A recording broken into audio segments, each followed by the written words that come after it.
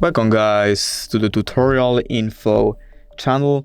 In front of me is OPPO A15s, and in this video I am going to show you how to change lock screen wallpaper on this device. Alright, so to do this, firstly we have to open our settings, then we have to click on the home screen and wallpaper option.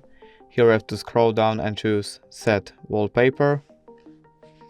Right here we can choose if we want to set a wallpaper from our photos or just static wallpapers. Now here we have to click on whatever wallpaper we want, for example this one. Then we have to click apply, set as, and here we have to choose lock screen wallpaper. And now on my lock screen I am gonna have this new wallpaper.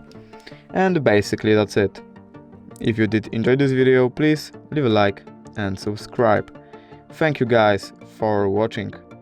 Bye!